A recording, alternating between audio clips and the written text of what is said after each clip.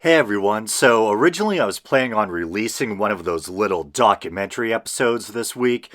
It was going to be on the subject of docetism, this kind of ancient heretical belief that Jesus was pure spirit and never possessed a physical body, but I'll probably end up saving that for next time because I stumbled upon this TYT video I wanted to comment on. And I should just warn you up front, because of some kind of codec issue with the clip I'm going to be responding to, I'm forced to work on the episode inside of iMovie, so there may be a little difference in audio quality. But yeah, I have to admit I always feel a little self-conscious when covering the Young Turks because I know they can be rather divisive or polarizing. On the one hand, they obviously have an incredibly successful YouTube channel with over 4 million subscribers, but on the other hand, there's a lot of people who like to hate watch them and won't shy away from telling you how much they dislike them if you mention them. But I thought this particular video was just a good bit of old-fashioned atheist or secular content, and that it would be a good fit for the show. There's no real left versus right politically polarizing stuff. It's just basically the Turks calling out Scientology and organized religion in general. I'm pretty much simpatico with everything they say, but you guys know the drill. I'll pause here and there to comment and add my 2 cents. Leah Remini and Elisabeth Moss. They're very similar. Here they are for those of you who haven't seen them before. Leah Remini, they both got popular because of very successful television shows. Elisabeth Moss from Mad Men, Leah Remini from Saved by the Bell, for those of you who remember that arc. Also she was in Saved by the Bell? Yeah, she was. You remember that arc? She was at the beach resort they went to, and she met up with Zach. And they got together and her dad ran it. Yeah, I actually do remember that story arc. I think that was kind of deep into the show's run. And all of a sudden there was this change of scenery where they're all at some beach resort or something. And there was this new female actress. And I was like, who's that? Gotta admit, kind of had a crush on young Leah Remini. I think she still looks good. Anyway, trying my best to avoid one of my pervy digressions. I don't remember that. She also did a little show called King of Queens. Yes. Then Elisabeth Moss, of course, in Handmaid's Tale now. Yeah, so she has Handmaid's Tale. Leah Remini has a new show that's going into its 2nd season. It's called Scientology and the Aftermath. And so surrounding that, she's doing PR for it and having discussions with a whole lot of media outlets. And the difference between these two is that while Leah Remini was in Scientology from an early age and got out, Elisabeth Moss has been in Scientology pretty much since an early age, and she is still in it. So when asked about Moss and what Leah Remini thinks of her, Remini said, there's this thing in Scientology called acceptable truth. It means you only say what's acceptable to the public, but she believes that I'm an antisocial personality because I've spoken out against Scientology. So she isn't allowed to talk to me, and knowing that, I wouldn't put her in the awkward position where the two to meet of bringing it up. So the classic cult behavior Scientology is notorious for. You have to sever communication with anyone who would dare leave or speak out against the church. If the teachings of the church are so strong, and I use the term church loosely, it's a cult started by a science fiction author. I believe Hubbard only sought religious classification for the tax benefits. But if the teachings are so strong, why can't they endure criticism? What are the people in control afraid of, that the public will see it all for the steaming pile of BS that it really is? Moss doesn't really talk about Scientology. She did a while ago, and since then she's kind of said things like this: I'm not going to talk about it anymore. I said what it meant to me, and anyone can go and look at it if they want to know what I feel, but now it's private, off limits. Asked about specifically what would happen if they were to meet, Remini said, I don't hold anything against Elisabeth Moss other than she's continuing to support a group that is abusive and destroying families. But that's for her to learn, just as I needed to learn it. And I'm so glad that Leah Remini finally managed to break away from Scientology. I remember hearing her in interviews back in the day and trying to reconcile how the seemingly tough, kind of street smart, no-nonsense chick could believe in this stuff. And I just think it's really cool that she finally got out, and it's very commendable given the known intimidation tactics of the Church of Scientology, that she's been so fearless and outspoken and been doing so much to help expose it for what it is. So that's what she said. Cut to the TCA Awards, the Critics Association Awards, the Television Critics Association Awards. Ellen Thompson tweeted, Scientologist Elisabeth Moss left the room while Leah Remini accepted her TCA award. Hope she still heard what Leah said.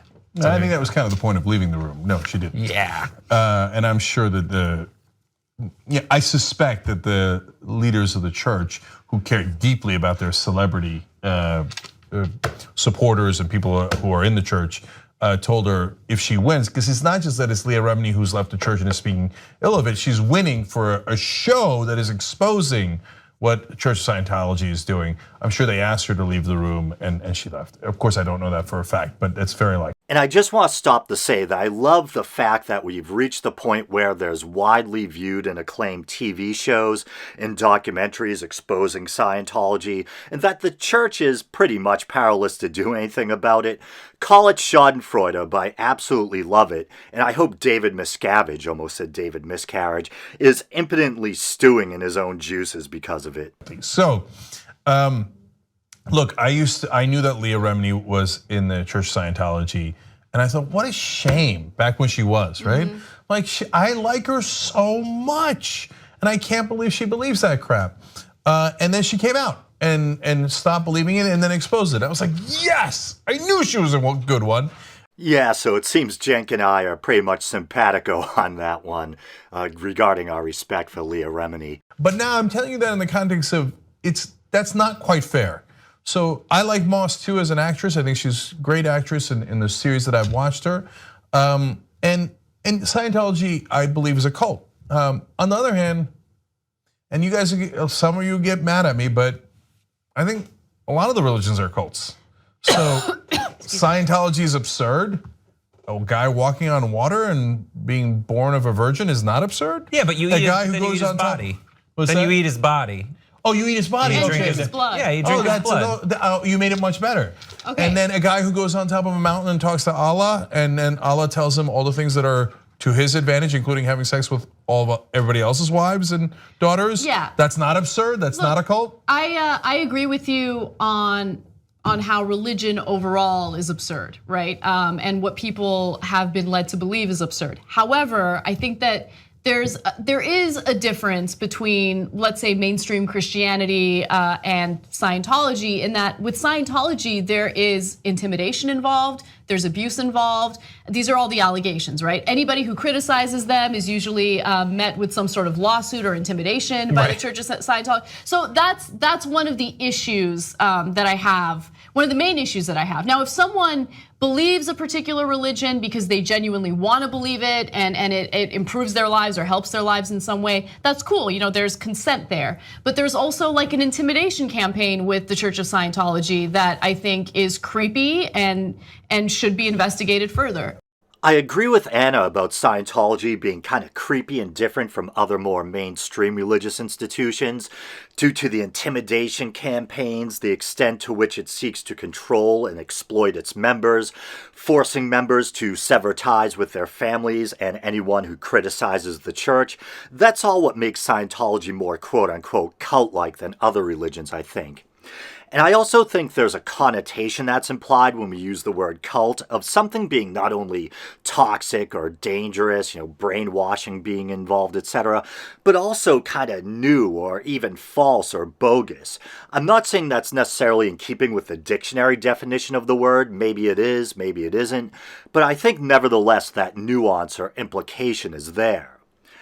As non-believers, yeah, we think all religions are made up, but I think both non-believers and adherents of more mainstream religions tend to view these younger religions that seem to suddenly pop up like mushrooms as being these kind of wacky made-up cults. And this reminds me of that clash that occurred some years ago between Cenk and Sam Harris. Remember there was some kind of beef between them? I think it was in the wake of that Sam Harris / Ben Affleck debacle that took place on Real Time with Bill Maher, the whole gross and racist thing. And then Sam actually ended up coming on the Young Turks where he was interviewed by Cenk. It was a very long, tense, and uncomfortable conversation that ultimately, if I remember correctly, never really seemed to go anywhere. But there was an interesting part where Cenk and Sam argued over whether newer religions like Mormonism and Scientology are more, or at least seem more, absurd than the more venerable or ancient faiths like Christianity and Judaism, etc. And I tend to side with Sam. Sam was of the mindset that they do seem more absurd, while Cenk thought no, they're pretty much all equally absurd or equally as man-made. And as a non-believer, yeah, of course I agree that they're all equally man-made. But I do think these older religions do benefit from this patina or aura of respectability or relative credibility that, saying that fairly or unfairly, that comes from their mere age and the fact that they extend back into antiquity. Where these newer religions, it's easier to see how the sausage is made, so to speak, and remain cognizant of just how painfully man-made they are. We know L. Ron Hubbard was a demented science fiction author. We know Joseph Smith was a kid with a sketchy claim about finding golden plates in upstate New York. So yeah, they're all made up, but I think it's easier to keep that in mind once again when we see these new, painfully man-made movements pop up. And a brief note, in the spirit of fairness regarding how toxic and controlling Scientology is, of course more mainstream religions can also prove to be harmful and exploitative, rampant sex abuse in the Catholic Church, etc. Okay, so great point, and so let me just do two sides of that. On the one hand, you're absolutely right about that. The mainstream religions in the world, worldwide, have gotten so large that they can't enforce that kind of rigor anymore. Like if you leave the religion, there's going to be consequences. There's obviously some exceptions to that. It's generally religions that are smaller that do that. So Mormons do that, but the larger they got and the more and the more time has gone on, they do it a little less. They used to do it a lot back in the day. If you left, you get ostracized. All your family shuns you. And then they track you down and try to intimidate you to get back into the church. All this is still done to some extent by the Mormon church as it is done by the Church of Scientology. So you say tomato, I say tomato. And other religions used to do it when they were smaller. So now another, but what I'm trying to, the part of the reason I bring that up is not just to tell you not to believe in any of the religions, which you shouldn't. Okay, you should look into the facts and figure out if they were true. They're not. A very important yet profoundly simple point made by Cenk. Atheists and non-believers are always made out to be the bad guys for being critical of religion. But all we ask is, look at the claims of a given religion objectively and factually. Don't just blindly believe something because it gives you the warm and fuzzies or because it's what you've been indoctrinated to believe. Use your head and follow the evidence. But mainly to tell you that, okay, you hold it against Moss, but she was born into it. Like Bane. Sorry, couldn't resist. And so it's easy to say, I can't believe she's doing that. I can't believe she walked out of the speech. I can't believe she believes these crazy things. But a lot of us were also born into believing crazy things, and we still believe it. So most of the world believes in things that are empirically, obviously not true, but we don't blame us. We only blame Moss because that religion is new. I mean, you see what I'm saying? I'm not blaming Moss for anything, okay?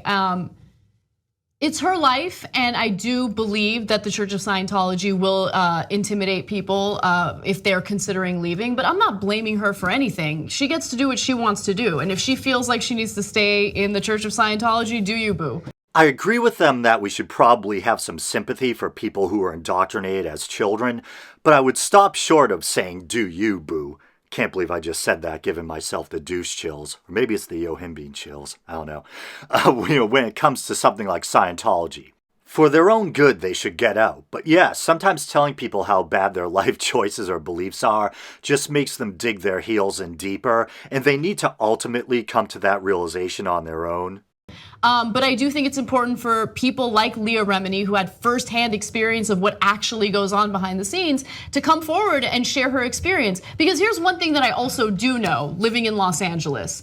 The Church of Scientology specifically appeals to people who are trying to break into the acting business. Yes, they have right? a separate campus for their famous people. Exactly, and so people come to Los Angeles looking to make it big, and they're in a very vulnerable place because it's a difficult industry to break into. And so you have these people preying on them And that worries me. And so it's important for people who have firsthand knowledge of what really goes on to really spread the word so people don't get sucked in. I agree with Anna 100% there. Well said. For me, it's the irony. Can I just say that all I'm doing is spreading the word about all the religions because they all have different ways to suck you in. So in Shia Islam, they tell you, oh, no sex outside of marriage, unless you get a special permission from a mullah and you can get married for an hour to that woman over there for 100, whatever it is your currency is, right? Or by the way, you can get married to her for 2 hours or maybe a week if you like that. And that's all okay. And that's to lure them into becoming Muslims? I mean, that's your interpretation of being moral, right? So there's a lot of different scams. Yeah. Yeah, you look into it. It's the Dinars Club. Yeah. I don't know how you pronounce that currency, but it's like Diners Club, the credit card. The thing is, what's hilarious is with the irony of the fact that Elisabeth Moss, Scientologist, is in a show where this crazy cult takes over the government and she has to struggle with the oppressive regime that ensues. I know, but that's that's the thing that like, I don't care. If she's got a religion, whatever, do your religion. Don't hate on anybody or entrap them or shame members of your family who leave. Don't get caught up in that. And if you notice people getting caught up in that, speak out, get out of it, because that seems super unhealthy. But like, it's just hilarious to me that like what I have found from reading the book Scientology cover to cover, watching all the documentaries. I haven't seen Leah Remini's show, but I've seen interviews where she talks about it. It's just, it seems very similar to The Handmaid's Tale in terms of all the internal pressures that come about. So no guns and anything, but. I agree with you, but humans are amazing. They can compartmentalize, parts of their lives. They can rationalize things that have no rationality behind them. Like we're amazing, right? We play all sorts of mind tricks on ourselves, so. Crazy. No, I'm not making an excuse for her, but it's just the reality of the situation. Yeah, and I don't want you to get me wrong. I think it's great that Leah Remini is speaking out against what Church of Scientology is doing. By all means, expose that scam. And that was Brett Ehrlich who brought up that great point about The Handmaid's Tale. I remember way back in the day when Al Gore's Current TV was still around, he was kind of Jennifer Granholm's sidekick on a show that aired on that network. And of course, the Young Turks used to be on Current as well. And so possibly that's how they first connected with Ehrlich. I'm not sure. Ehrlich. My apologies if I'm butchering his name. But that is pretty ironic. She stars in a show that kind of preaches or illustrates the dangers of religious groups that exploit and control their members, and she's a Scientologist. I imagine it will be hard not to think about that now going forward if you watch the show. I personally have never seen The Handmaid's Tale, but I'm aware of the basic premise. But I think that concludes this week's episode. Thanks everyone for listening or watching. You guys know the drill. You can like the Facebook page. You can follow the show on Twitter. You can check out the YouTube channel. Maybe you're doing that now. If you want to help the show out monetarily, you can go to patreon.com/theweekindoubt and help the show out for as little as 99 cents a month and stop anytime you'd like. All right, brothers and sisters, until next time.